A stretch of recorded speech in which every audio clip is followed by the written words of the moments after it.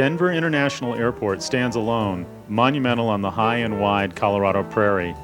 Located 28 miles from downtown Denver, set in the middle of 53 square miles of farmland.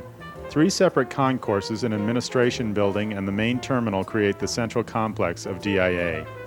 Visually, the airport is dominated by the tent roof of the Jeppesen Terminal building. While the roof has been compared to a prairie schooner, snow-capped mountains, and a medieval basilica, the architects Fentress and Bradburn's intent was to create the look of an encampment of Indian teepees. At the passenger curbside check-in, the traveler at first encounters the row of small tents that surround the main tent structure of the terminal. As you unload your luggage, you look up at the terminal to see the spiral-like structures of the larger tent roof. Upon entering the check-in, counters and surrounding columns are covered in a brushed stainless steel.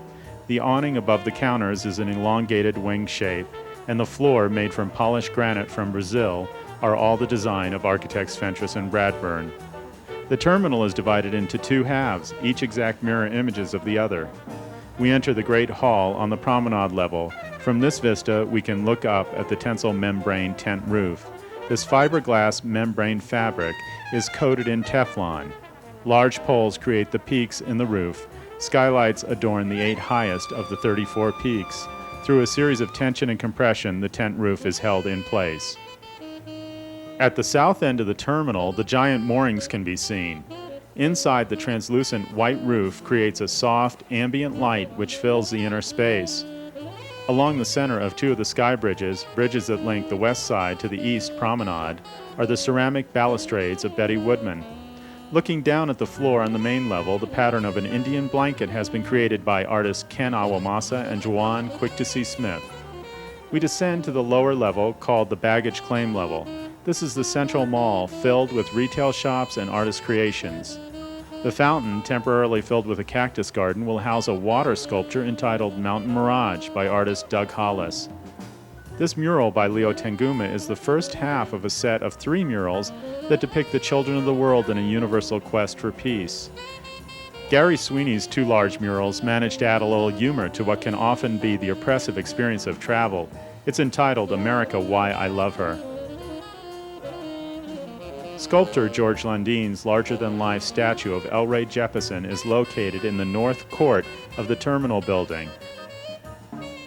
On the surrounding walls and continuing into the international arrival area is a series of paintings and photos entitled Spirit of the People. All are artworks by Native Americans that depict the heritage of the Indians of the Rocky Mountain region.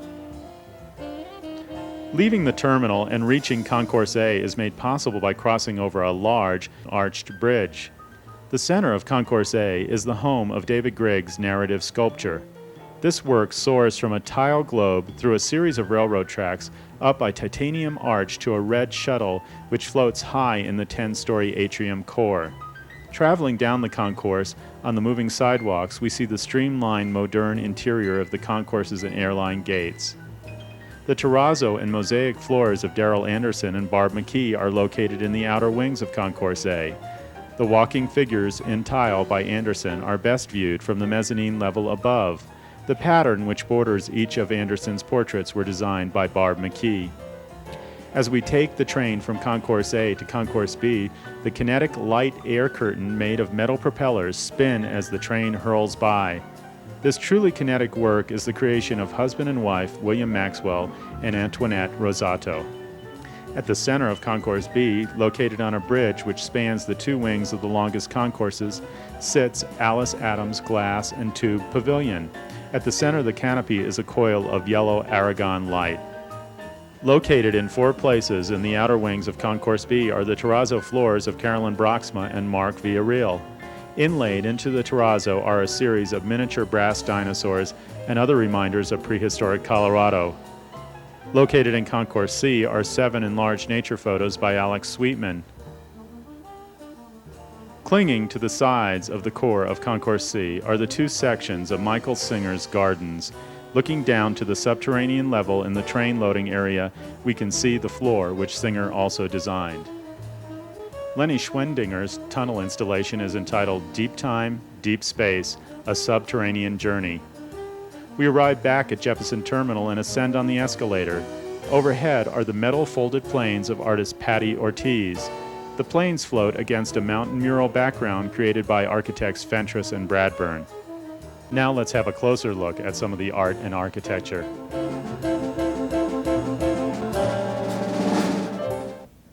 I'm Joshua Hassel, and I'm joined here in the studio by 3 art and architecture experts and 1 very dedicated member of the DIA Art Steering Committee. To my right is Mary Chandler. Mary is the art and architecture critic for the Rocky Mountain News. To her right is Bill Griffith, a very dedicated member of the steering committee who's worked on the art at the airport since 1988. To my left is Michael Paglia. Michael is the art critic for Colorado Arts, a monthly magazine. And to his left is Kimbel Hobbs, an architect from Boulder who also lectures at the University of Colorado. The architects Fentress and Bradburn are known in Colorado for the 1990 Broadway building, the Jeffco Center, and the Colorado Convention Center. They also have a big project right now in Seoul, Korea, which is the new international airport there. I had a little time to talk with Jim Bradburn in his office, and he told me about the inspiration and how the tent roof works in the Jeppesen Terminal building. Well, a fabric roof has a lot of attributes that are important in our sense to the architecture of this region. Originally, I had actually thought of this as an encampment, or was looking back to the indigenous architecture of this area, and felt that the teepee, if you use that as a historical reference, is something that's indigenous to this area. A lot of people have often looked at it as a representation of the mountains. And the two are equally, in my mind, legitimate references for the original concept. A third, which is a little bit harder to realize until one goes actually underneath the roof and experiences it, is the fabric allows so much light in, and the light is such a part of the Colorado experience because of our altitude, that we wanted to make sure we created a space that allowed people who came here and visited this airport to be able to experience that outdoor light. So those really are the 3 qualities that we were trying to achieve. It's characterized as a tensile membrane structure, and that means that the tensions and forces themselves are a combination of the cables that are supporting it and the fabric that goes between the various cables. It's very similar to a suspension bridge, in that every 60 feet you have a stanchion or a column that supports a cable that's draped over the top. But in between that, between these stanchions at 60 feet on center, is at 30 foot, is another cable that pulls the fabric down, meaning that all the fabric itself is undulating in this fashion, but it's all in tension. So the two are working together against each other, the cables and the fabric, and they form a very stable structure. DuPont makes a product that goes on the fabric, and that's the Teflon, but the fabric itself is a woven fiberglass by a company called ChemFab Corporation, and then it's coated with the Teflon from DuPont. And the combination of the two make a very inert but very strong material. Its lifetime is unknown at this point in time. It may last 30 or 40 years. There are actually 2 layers of the fabric. There's the outer layer that you see from coming up by road, and there's an inner layer that you experience from the underside. The reason for those 2 layers is really more of a practical thing. The fabric itself is made in 12-foot wide sections, and consequently there's a seam, and if you look very closely you can see that seam from the outside. If you were underneath and you looked up to it, and if it was just a single layer, that seam would be very apparent, and it would cause a pattern that becomes somewhat disruptive on the surface. By putting a second layer there, you don't see that seam because the light's been diffused through the 2 layers, and so consequently you get a much more uniform and clean look to it. Also, in time, if dirt lands on it or concentrates in one side and they don't clean it right away, you would see that dirt if you had 1 layer because it would show as a sort of a darkened spot. By having 2 layers, again, you never see that. But it is a dynamic structure. It will move, and it's subject to the loads of snow that may occur on one side as opposed to the other side because of the sun. It will move because of the wind. Now, that kinds of movement are not uncharacteristic of any large structure. They all move, and you won't see them. The average public will never know that. But the stanchions will move. Consequently, where the roof comes by the windows, the clear story here and on the south, these windows cannot stand that kind of movement because glass will break if that kind of movement occurs. So these windows are actually independently supported. They're a cantilever and a cable-stayed structure that brings it back, and that's what probably gives what might refer to as sort of a nautical look to it, because of all the cables inside the structure. Begins to look like somewhat like or reminiscent of the structure on a sailing boat. But that's really only by coincidence. It's not intended to be that way. It's really there only because it's necessary to support that glass in that fashion. Kimbel, let me ask you, as an architect, what should we make of this tensile membrane roof? Is it a good design? I think that I was quite struck with it first time visiting it. I think it appears to me, regardless of the imagery that it may carry and the different things that can be made out of it, whether it be the mountaintops or the tent encampment or whatever. I think that the question is one of how will it last over time? How will the forces of nature work on it? I think that this is not a new structure. There have been other airport terminals done with this similar kind of fabric and treatments, most notably in Jeddah, Saudi Arabia, that I believe have weathered the test of time and are showing after 10 years of operation show that they appear to be lasting well, and I think it is something that's unknown, but as was alluded to by Jim Bradburn. We have not seen anything like this around here, I mean, it's so unusual, so different. There's something that bothers me trying to imitate the mountains and trying to use that as some kind of comparison. I mean, working with nature, you know, who's going to win? The mountains are going to win. Michael, did you have an impression of the... You know, I don't think I can speak from an engineering standpoint on the fiberglass roof. I think that, as Mary was saying, the earlier design would have essentially been the convention center. So by putting this dramatic tent roof on, we have a sort of an iconic building. And I think that was great, and I guess the money wasn't there to make it out of steel or concrete, and so we get canvas. Bill, let me ask you, as someone who isn't an architecture expert, someone who just goes out to the airport, how does the space feel? Does it function well? It functions very well. I really, Mary mentioned that it looks or harkens the Rocky Mountain Range. I think it's more of an encampment that philosophically fits with the site. And so there's a certain serenity to the area that makes the terminal a very comfortable place to be. There's history and there's a relationship between the building and the footprint where it is. Fentress and Bradburn call themselves modernists. They both interned with IMPay, the internationally known architecture. Is this a modernist building? Mary? Michael? Oh, I think for sure it is. We typically think of modern as being unadorned, and this thing is covered with modernist decorations, so it's sort of contradictory, but there's a modern feeling to the place. Modern feeling, but there is so much decoration, and there is so much trim, and there is so much... But that is, after all, what the new modern is about, is a care and detailing that begins to address the issues of what were lost in the original quote modern movement. I think that we now see a reintroduction of detail and a care and detailing that was lacking in that original modern movement, that I think people then never bought into it, never understood it by virtue of that, and maybe that's what we see happening. I would, though, say that the parking garages, I think, on this thing do seem to have a kind of own something to the past in a postmodern way that I'm not sure I understand the stone-like quality of some. Well, actually, that's supposed to be layers of stone is actually what it's supposed to look like. Bradburn explained that to me. Now, it's $7.5 million art program within the airport. I spoke to Joyce Oberfeld, who's the director of the Mayor's Office on Art, Culture, and Film, and she told me about the art programs. The entire project is a journey, and it's a journey in many ways, a journey through time and a journey through space and a journey that the people are on.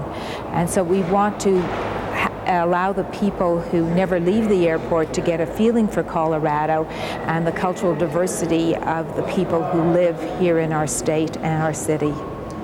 Many times the artists didn't realize once they received their commission that they'd be entering into this complex contract with the city.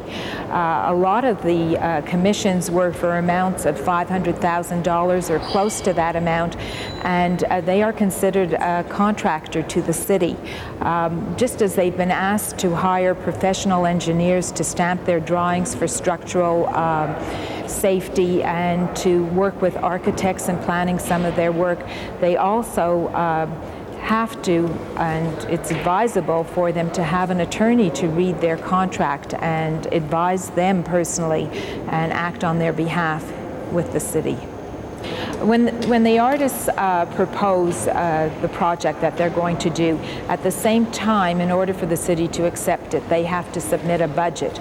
In the budget, they usually put in 15% for artist design fee, and then the rest of the work is listed with amounts, so fabrication, professional assistance, transportation, all of the things that would be involved in their project. They also have been asked to put in a 15% contingency. The city then pays them by milestone. So when they submit their first proposal, they're paid a certain amount. When they go into fabrication, they're paid the next amount. And this goes on throughout, so that there are balances and checks on both sides.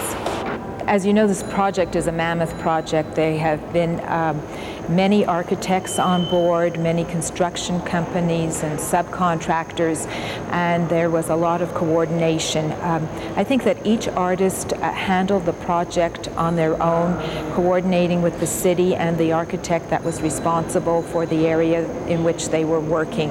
And at times there were difficult times, but for the most part I think it worked out well, and it's an excellent mesh of art and architecture. Bill, let me ask you, over 200 people were involved in the selection panels for the art at the DIA. Was it necessary to have so many people involved? Well, I think to give the community ownership of this particular art project, it was necessary to reach into all segments of the community, and it required those numbers. Panels were composed of not only community activists, but people from Denver that have really never been involved with the arts, and then to include members from the Denver Art Museum, from academia. So the richness of each panel was well addressed, hopefully to give the city some ownership. Mary, let me ask you, is this a real collaboration of art and architecture? In the concourses, I would say yes. In the terminal, I would say not necessarily. And I think it's almost a two-part art program, that in the concourses there might have been more cooperation between artist and architect. And there is a real, I mean, it's not just because an art piece is the floor that makes it part of the architecture, but I think there was more cooperation and coordination in the concourses than in the terminal. There were many complex issues like contracts, and the artists were responsible for liability insurance, workman's comp insurance. This threw a lot of responsibility on these artists. Michael, do you think this was handled? Do you know? You know, I don't really have a thought on that. I'd like to comment, though, on what Mary said. Yeah, if you want to go back to that. The question that Mary was this integrated art and architecture? I think no. I think that the art is not well integrated into the architecture. And I think that many of the pieces are unfortunately sited, and that in other places where there are good sites for things, nothing is going in. So I don't think that the art was well integrated. And perhaps, Bill, it's because there were 200 people working on it, and I understand what you were saying about getting everyone included, but you were remarking on how people who had never been involved in the arts before were involved in this, but we'd never think of having someone who wasn't involved in engineering being involved in engineering the place, you know, and I think that's been a real problem. If I can respond to that, yeah. The panels that selected the art were one facet of a process that was fairly complex. The siting of the artwork was established really years ago by a master plan committee that certainly was made up of probably some of the strongest public art individuals in the nation. So the siding, I think, was well managed. Yet there's no denying that things are crowded in their sites or lost in their sites or look like afterthoughts in their sites. I mean, even the knuckles of the concourses are really too big for sculpture. It's only David Griggs who's able to really capture the space. It's often said that architects feel that their buildings are the creation and that having art in them sometimes interferes. How do you feel the architecture and art interplay? In any situation where you have these kind of dollars being spent, I mean, multi-millions of dollars spent on the art, multi-millions of dollars on the airport, and I might mention just as a side point that for many of the architects this is the work of a lifetime as well, not just the artists. But it seems to me that what has been lost is somewhere in the translation the coordination of these pieces in their settings. And I would agree with Michael. I think that some of the pieces are more dynamic and work better than others, but I think that generally speaking, I was sort of surprised to spend $7.5 million and to have these large works of art. It's almost as though they went out of the way to, and maybe you can respond to that, they went out of the way to make these large works of art. And it seemed to me that pieces like the Sweeney piece, the wood-burned U.S. map and so forth, were just delightful pieces, probably costing a lot less money and yet having just as much impact in some ways as those very large pieces. Well, Michael spoke about the largest piece, actually, the David Griggs work, and that is in the center of the core of Concourse A. And I spoke with David Griggs, and he told me about the construction and about his inspiration for that piece. Well, I'm using meridian in the way it's used in the expression prime meridian, meaning the highest form or best expression. So I'm contrasting two modes, that's the dual, two modes of transportation here from Iron Age, indigenous Colorado transportation with railroad images, to an idea about space age transportation. Well, it's really about the evolution of transportation. And I'm contrasting Iron Age transportation with an idea about space age transportation. I'm also looking for formal expressions of transportation, how transportation is best expressed. Early on, I thought about the Wright brothers and how flight started with the primitive aircraft being launched from rails. So this ties in with this side of the installation as well as the function of this particular space. I also looked at the architectural heritage of this space, and the space really harks back to those train sheds, transportation halls in turn of the century that you find in Europe.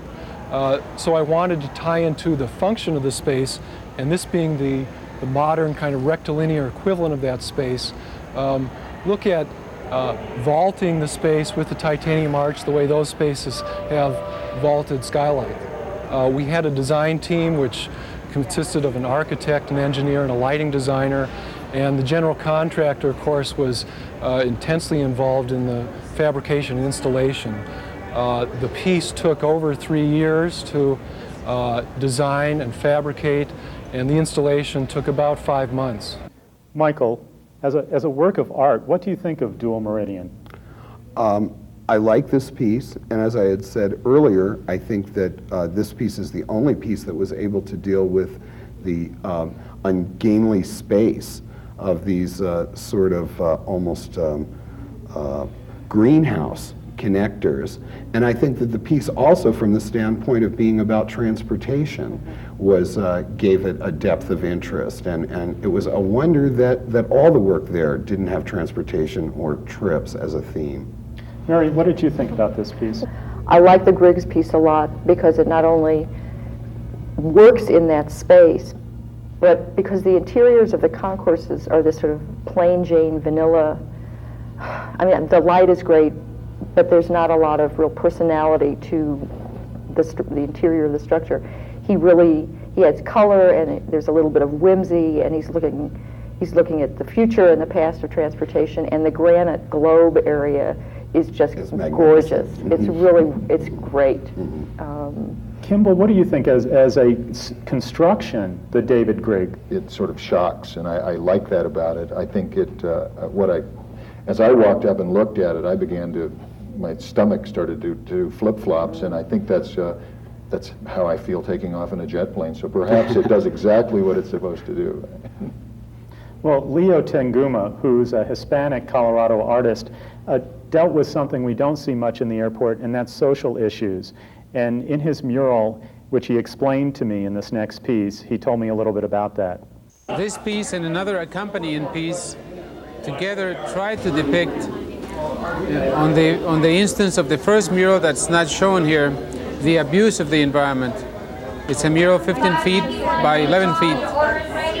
But the mural that you're seeing here at the airport is one that depicts many nations, many areas of humanity coming to rehabilitate nature, coming to plant a very precious plant back into the soil. And the plant, of course, represents my idea of nature, but nature having a spirituality, as you see with the dove that's in the center of the flower. I submitted in writing a written concept of the idea for all 6 murals to depict the abolition of war, the ending of poverty and hunger in the world, and the rescuing of the environment by humanity. And never have I been questioned or censored in any way, which I think says a lot for Denver, because they knew that in the past I painted themes of civil rights, cultural identity for ethnic groups in the United States. I have condemned our government's intervention in Central America with enormous and very public murals. So they knew precisely what I do, what I've always done, and that is I've never compromised my ideas in the field of murals. We haven't seen social issues in public artwork like this since the heyday of the Roosevelt era. Bill, you were on some of the committees. Was this hard to get people to pass on? Actually, this was probably one of the more enthusiastic projects that the panel or the steering committee addressed. And the main reason was here was an accomplished artist who's also a Hispanic community activist, bringing the two together and then bringing these issues to the community in a very open fashion. When we get into this issue of diversity, are we opening a floodgate? Are we forgetting right-to-lifers and women and gay Americans? Well, the whole question of diversity with the city's overall public art program, many questions were being asked around the time when some of these projects were beginning. The first committee of artists to cite art at the airport, toward the end of when they were meeting, a Chicano artist was added and an African American artist was added because there was such concern that every arts community was not being represented, and it's just a slow process of getting people educated. You know, in the social issue, I think it's important too to mention Gary Sweeney, whose works are big maps of America. They're sort of about our cultural past. I thought America, Why I Love Her was another one of the handful of real hits at the airport. I think it's a Gary Sweeney pirate show executed to the highest standard. Well, I'm sorry we're out of time. Well, thank you all. I want to thank Mary Chandler, Bill Griffith, Michael Paglia, and Kimbel Hobbs for being with me here today. And I hope you all get to visit the airport a lot.